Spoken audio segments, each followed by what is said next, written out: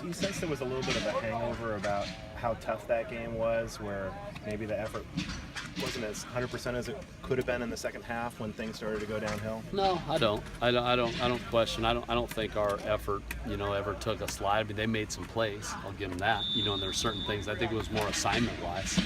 That from an offensive standpoint, that's what I can speak on. But but no, I never felt like no. I don't think anything. I think, like you said, we were in the fourth quarter and cut it to a one-score game. So our guys were still fighting and scrapping, all the way till the end. And you got to give them credit. They made more plays at the end and did some things well. But in the end of the day, no. I feel like it was again, this group has been consistent with how they approach it, and I believe we're going to be consistent going into this week. Go out there swinging. You may have already been asked that. I was talking with Pat. Is there a way to figure out what's going on with the slow starts? I think in the first half you're being outscored by something like 40 points or whatnot. Is there a common theme that you found, or is it just execution? I don't think it's a common theme. I think it's just we just got to play better early. We got to execute better early. We got to and we have to be more on point technically sometimes. And whenever, and I know everyone around the country has certain injuries or certain things that happen, but when you go through those moments, where you have a few guys down and other guys are stepping in, you just have to be that much more locked into the smaller things. You can't get away with having a busted play and it just goes, and we've all been around those situations where, whoa, that play didn't even look clean, but it still goes for 60. Well, you don't have a Demetrius. Those don't happen. You don't have a Demetrius who can do that, so you got to be a little more. But we got to own that and say, what can we do then to start faster? Well, here's what we can do. We can, again, you look back at last week, we started pretty fast against USC. I mean, we were all the way down into the, inside the red zone. We missed on a 3rd and 5, ended up kicking a field goal. So I don't think it's necessarily something that's all the time or this or that. It's just, we just haven't consistently put back-to-back-to-back drives together. That's the thing I noticed more than anything. Sometimes we'll start fast and then we'll have started fast against Weaver, but then we'll have 3 drives where we don't go.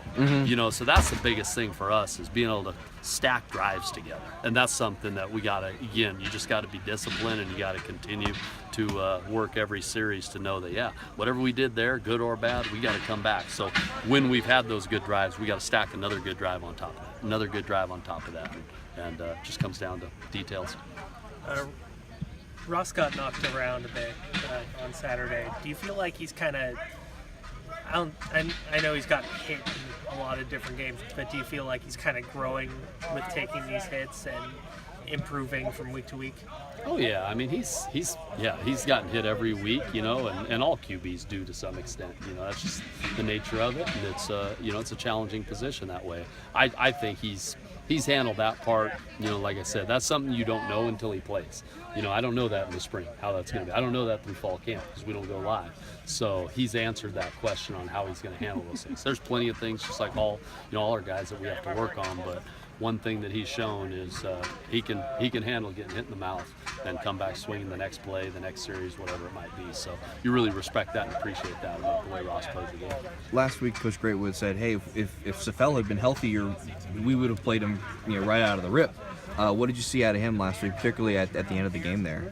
He's doing some really good things. I mean, obviously, he's a true freshman. He's a true freshman that didn't get to play early in the year, and missed some of camp. So it's tough. It's even harder on him than your average true freshman. Just the number of reps he's had since, August 1st or whenever it was exactly that we started. So, but where he is, I love it. I love the way, like I said, he competes. I love the way, if he does make a mistake, he makes it full speed, and he makes it caring about it. He makes it, when it happens, he wants to fix it, going into the next play. So, yeah, he's great to have. Great addition to come back. Do you envision him continuing to have a larger and larger role maybe as the year goes on? Sure. We need all hands on deck, and he will. I'm serious. All those guys are going to have a role. Just like, our tailback position, O-line, receivers. I mean, we all have to be ready to go. It's going to take all of us, and they're ready for that, and they're competing. All the guys that I've talked to seem to have a Tory story about Coach Becton. Do you have anything that you've observed?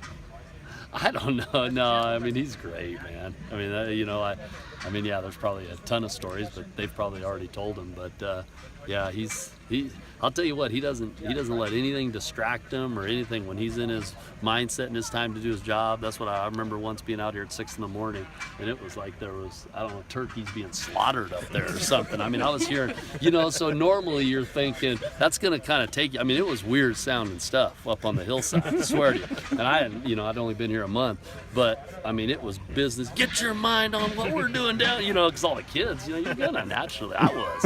What is that? But he locked in. So that's one thing. That's a Tory man. I just like, man, this guy. He could have bombs going on around him. He's gonna stay dialed into what the hell's going on there. Was that like the winter condition? Like that when was you guys winter first got condition. here? Yeah, it was 6 in the morning out here. It was a combination of turkeys going crazy or getting killed, and people yelling down because they don't like the noise. And Tory was he wasn't gonna let our guys, shift from what they were doing on the field. It was good. There are a lot of turkeys and peacocks around here. Yeah, oh yeah, I see them in my driveway all the time. So what you're saying is he's big on excuses. Yeah, he likes excuses. Yeah, Tory, just tell me why you couldn't do that, please. Give us an idea about the Washington defense. What makes them so good? I just think there's a number of things. I mean, when you look at them, first off, there's talented players, but a lot of people around the country have talent. They maximize their talent. I mean, their talented players work. They work hard. You can tell they're strong. So they do things in the off season. They're technically sound. They get themselves in position. They're a very great tackling defense.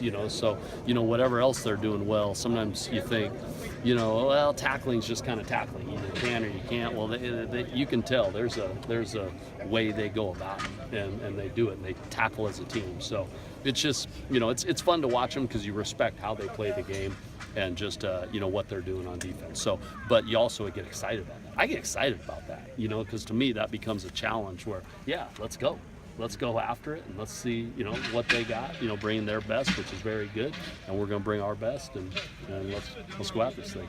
How similar are they to when you played them last at Eastern Washington? There's some similarities, but they're deeper into it together. So that was game 3 with Coach Pete, I think, because that was 2014 and he just got there. So that was just game 3. So they're just deeper into it. So they're polished on everything. They had talented guys that year. I mean, they had, I think, 3 first-rounders. So there were some guys running around, but you can tell now they even play that much more as a team. There's talent that's out there, but they just, that's a sign of being well coached, being disciplined, all that stuff, and, growing within that program. So. Had you heard of Coach Beckton at that point? Because I mean, that was kind of the tail end of his time there with them. I had, Okay. and he was someone. No, he was someone I met here for the first time. Okay. And I heard about him from Coach here. So no, Okay. I hadn't. All right.